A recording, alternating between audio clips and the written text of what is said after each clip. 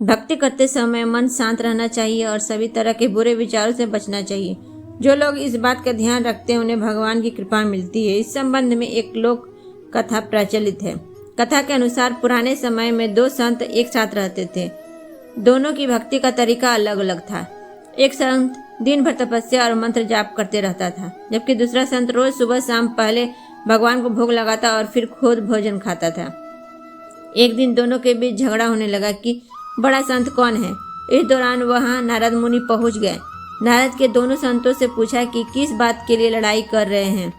संतों ने बताया कि हम ये तय नहीं कर पा रहे हैं कि दोनों में बड़ा संत कौन है। नारद ने कहा कि ये तो छोटी सी बात है, इसका फैसला मैं कल कर दूंगा। अगले दिन नारद मुनि ने मंदिर में दोनों संतों की जगह के पास हीरे की एक एक अंगूठी रख दी।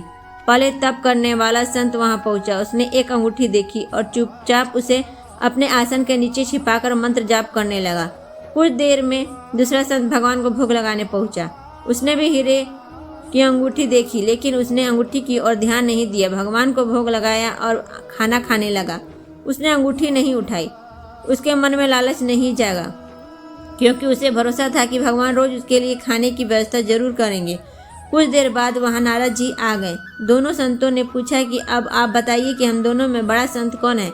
नारद ने तपस्या करने वाले संत को खड़े होने के लिए कहा। जैसे ही वह संत खड़ा हुआ तो उसके आसन के नीचे छिपी हुई अंगूठी दिख गई।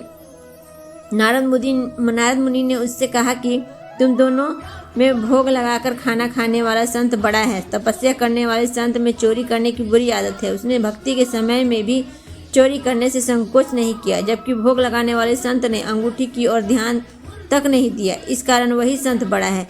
इस प्रसंग की सीख यह है कि भक्ति तभी सफल होती है जब भक्त के मन में बुरे विचार न हो, भक्त बुरे काम न करता हो। जिस भक्त के विचार पवित्र हैं और जो बुरे कामों से दूर रहता है, सिर्फ उसे ही भगवान की कृपा मिलती है।